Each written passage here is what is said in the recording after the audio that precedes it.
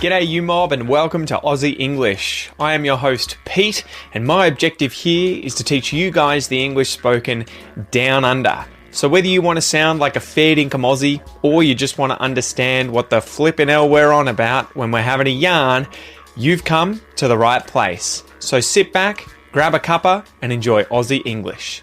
Let's go.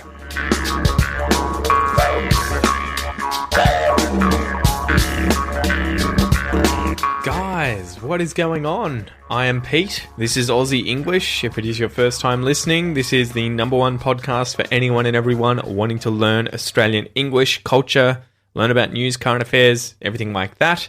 If you are a repeat offender, someone who has come back multiple times to listen to the podcast, massive thank you to you. It's good to see you again, although I can't see you, but yeah, it's good to have your company. Before we get into it, as always, guys, if you would like the full written transcripts for these episodes, be sure to go to aussieenglish.com.au/podcast. You will be able to sign up for the premium podcast, get the transcripts, print them out, take notes, highlight words, vocab, everything like that. You'll also get access to all of the bonus episodes that are for members only.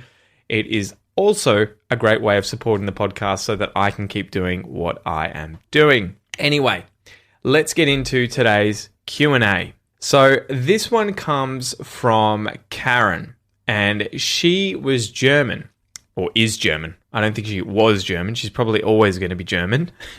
But she sent me this email, and I wanted to read it out for you guys because she wanted to set the record straight. A few episodes ago, I talked about waltzing Matilda, and I thought that the verb waltz, as in waltzing Matilda, was related to like a waltz, the dance, right? That's usually in 3/4, you know, that 1, 2, 3, 1, 2, 3.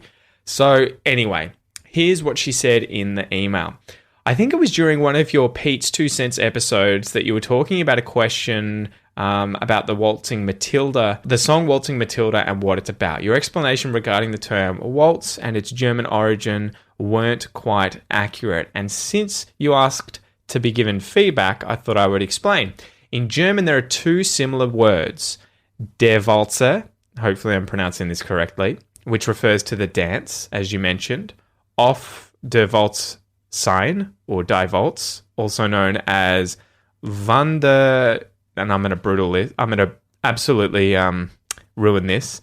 Wanderjahre, I think it is, freely translated to being on the waltz or years of travel, has nothing to do with the dance. So when craftsmen like a carpenter, roofer, bricklayer, or stonemason finish their training, they are called Gesell or Gesellen.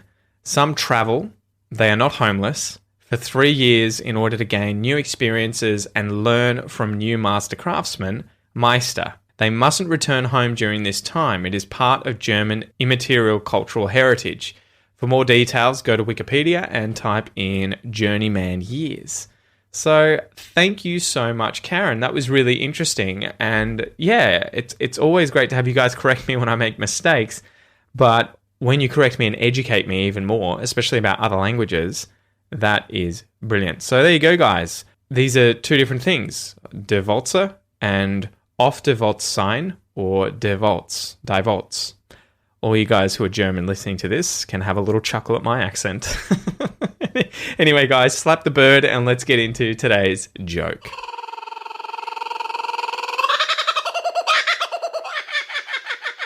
All right, so today's joke is, how do swimmers clean themselves? How do swimmers clean themselves? So swimmers being anyone who is interested in swimming and likes swimming, they are a swimmer. How do they clean themselves? They wash up on shore. You get it, guys? They wash up on shore. So the joke here is with the phrasal verb wash up. This means to clean yourself, often before having a meal like dinner or tea, if you want to use the Australian slang term. So your mum might yell out, wash up kids, it's time for tea. So this means clean your hands and face. But you could also use wash up after tea, which in that case would mean to wash the cutlery and crockery after using it to eat dinner. So who's going to do the washing up? Oh, I cooked, so it's Pete's turn to wash up. But in the joke, wash up on shore, so to wash up somewhere, means to appear on land because the ocean or a river or lake left it there. So if you were lost at sea after a shipwreck, the ship sank, hopefully you'd grab onto some floating objects, flotsam and jetsam, and float to land, where the waves would push you ashore and you would wash up on shore. You would wash up on the beach. Lastly, guys, did you notice a little phrase that I just used there that sounded a little weird? Flotsam and jetsam.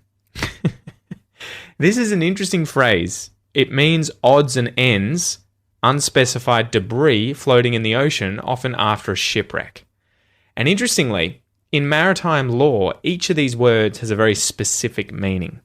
Flotsam, from the French flotter, meaning to float, is defined as debris in the water that wasn't deliberately thrown overboard, often as a result of an accident or shipwreck on the water, whether a river, in the ocean, whatever. Whereas jetsam, shortened from the word jettison, is debris that was deliberately thrown overboard by a crew of a ship in distress, often to lighten the ship's load so that it sinks more slowly or maybe hopefully doesn't sink. So these words are interesting, flotsam and jetsam, because they are known as fossilized words, which means they only survive within the idiom flotsam and jetsam, similar to a phrase like every nook and cranny, right? No one's ever going to just say, oh, it's over in that nook there, or it's in that cranny over there.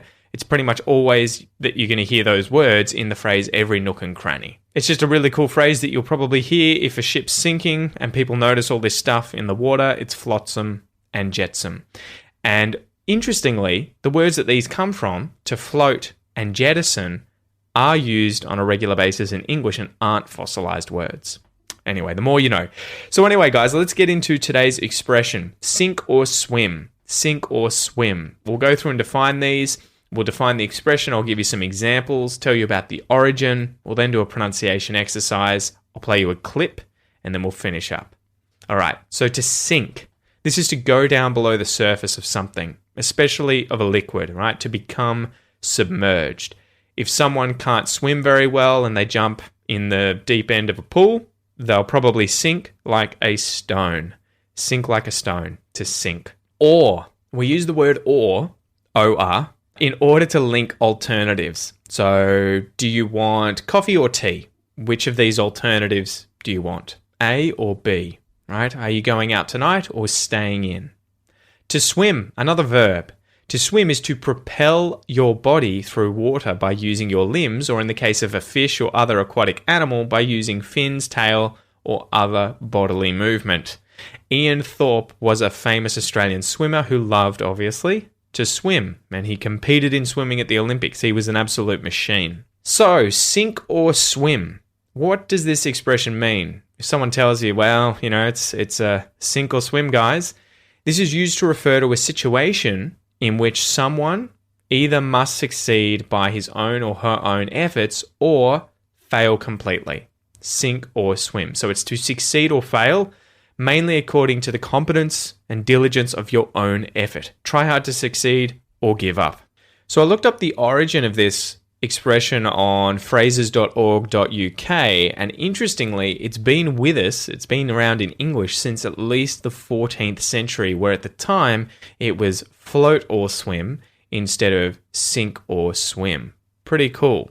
So let's go through some examples of how you would use the expression sink or swim in day-to-day English. So example number 1. Imagine you're at work one day and your boss suddenly comes into the office, perhaps entering like Kramer from Seinfeld, where he just busts in through the door and sort of explodes into the room. So your boss looks like he's freaking out, he's frantic, his hair is all over the place, it looks like he's been running. He's just been given a huge project that needs to be completed by the end of the week. And if not, there are high stakes. So he needs your help. It's sink or swim. If you guys don't succeed, if you fail, you could potentially be out of a job. Maybe your boss is going to close down the part of the company where you work. It is sink or swim, mate. We've got to do this or we're stuffed. We've got to get things right. We've got to swim. as opposed to sink. Example number 2. So a great example was me with Aussie English. When I started Aussie English, I was finishing up my doctorate at the University of Melbourne and Museum Victoria in Melbourne. And instead of applying for a job as a scientist after I finished, I decided to try and make things work with Aussie English as a full-time job. So after I handed in my thesis, I also quit my job as a waiter at a restaurant, and it was sink or swim. I either had to work really hard with Aussie English and try and earn a crust, right? Try and earn a living, make enough money to survive, or give up and fail, which would have probably looked like me going back to my PhD supervisor with my tail between my legs, waving a white flag and asking him for a job. Fortunately, though, that's not what happened, right? But it was sink or swim for a while. Example number 3, imagine you're an avid fisherman or fisherwoman if you want. So you take things to the next level. You absolutely love fishing. Instead of fishing from a pier, a boat, or off the beach, you like to pack all of your gear into a kayak and paddle out to sea and then cast a line out and see what'll bite. So one day you paddle right out into the ocean, kilometers away from shore, when you realize your kayak is taking on water. So there's a hole somewhere on the boat, on the kayak, and it's sinking. So it's figuratively and literally sink or swim, or perhaps sink or paddle in this case, as you may not need to swim if you can paddle with your kayak. Before we finish here, guys, I thought I would say, do you know the difference between a kayak and a canoe? I had to look this up. I was like, I can't actually define these off the top of my head. So apparently, in a kayak, the person paddling is seated and uses a double-bladed paddle, so a paddle with blades on each end, to pull the blade through the water on alternate sides of the kayak in order to move forward. Whereas in a canoe, the person's kneeling, so they're, resting on their knees, and they use a single-bladed paddle to propel the boat forward, potentially alternating from one side to the next. So I didn't know that. Pretty cool. Had to Google that. So anyway, the expression sink or swim, it's used to refer to a situation in which you either must succeed by your own efforts or fail completely. So try hard or give up. As usual, guys, let's go through a little pronunciation exercise now. So this is where you can read out the phrases that I'm going to say, try and pronounce them as I do. Obviously, if you're working on your Australian accent, focus really, really focus really, really, really intently on the way in which I'm speaking. If you're just doing any other English accent, obviously say these phrases in your chosen accent. Okay, you ready to go? Let's do it.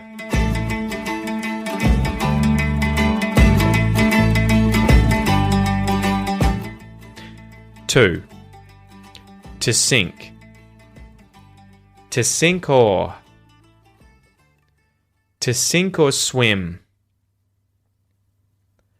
To sink or swim. To sink or swim. To sink or swim. To sink or swim. I'm gonna have to sink or swim.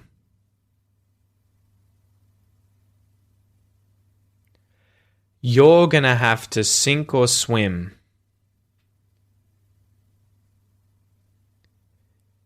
He's gonna have to sink or swim.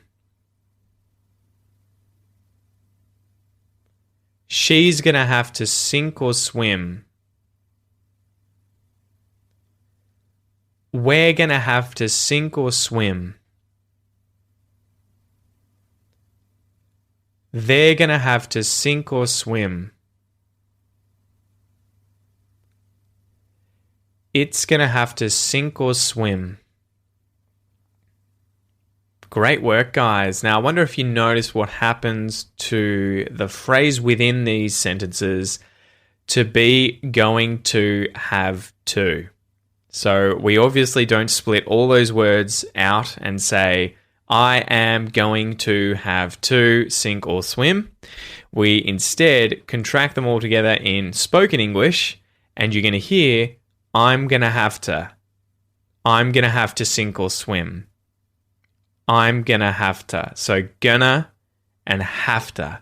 And something really interesting that happens when you have, I guess these are, it wouldn't be an auxiliary verb. Have, in this case, is acting as a normal verb, but for whatever reason, we contract this with to, and the V sound in have becomes an F sound. So you're going to hear have to, instead of have to. I guess it's just harder to say, have to. So it's have to, gonna have to, gonna have to, gonna have to. I'm gonna have to sink or swim. You're gonna have to sink or swim. So learning these kinds of things and using them when speaking English, whatever the dialect of English is that you're, trying to perfect, Australian, British, American, Canadian, whatever it is going to make you sound a lot more natural. Guys, don't forget, if you're trying to improve your English pronunciation, reduce your foreign accent, and sound more Australian, as well as speak more confidently, be sure to grab my Australian pronunciation course at aussieenglish.com.au/APC. Inside, you'll learn how to use the International Phonetic Alphabet in Section 1 to improve your pronunciation by yourself. In Section 2, you'll get access to detailed tutorial video and audio lessons teaching you how to pronounce every vowel and consonant sound in English. And you'll also get loads of exercises to make sure you nail these sounds. And then in Section 3, you'll get 25 advanced English pronunciation lessons where you'll learn about things like connected speech, assimilation, sound changes, how to pronounce consonant clusters, like in the word strengths. There's like 4 different consonants in a row there, and loads more. So go to aussieenglish.com.au/APC to pick that up. All right, are you ready to finish up today's lesson with a TV show clip? This clip comes from the famous TV show Round the Twist. This was an absolute favorite of mine growing up as a kid, and I have heard through the grapevine, if you were to do a little YouTube search for Round the Twist, you may be able to view all 4 series for free. So go and have a look on YouTube for Round the Twist. Every episode is a kind of crazy and weird story, often involving supernatural elements that affect the Twist family, who live in a lighthouse, and it was filmed along the Great Ocean Road near where I live, so it's definitely worth a watch. So the rules of the game, guys, I'm going to play a clip for you 2 times, and your goal is to get a piece of paper and a pen, listen intently, and try and write down the phrase or phrases that you hear being said. Okay, so if you want to check your answer after the fact, be sure to grab today's worksheet, which is free, the PDF worksheet. You can download that, or join up to the Premium Podcast where you'll be able to get access to the transcripts, and you can obviously read every single word that I'm saying, which will include the phrase from this TV show. So here we go. Playthrough number 1. Lad. I get lost. Don't come crying to me. I wouldn't help if I could. So how'd you go? Did you get it all? Time for the second playthrough. Lad. I get lost. Don't come crying to me. I wouldn't help if I could. Awesome, there you go, guys. That's it. Hopefully you enjoyed this episode. Thank you so much for joining me. Don't forget, if you want to read whilst you listen, which is the best way to improve, your listening and reading skills, funnily enough, be sure to check out the Aussie English Premium Podcast. Just go to aussieenglish.com.au/podcast. And if you've got a question that you would like me to answer or share on the podcast, go to aussieenglish.com.au/askpete. Anyway, I hope you guys have a beautiful week, and I will see you next time. Catch ya!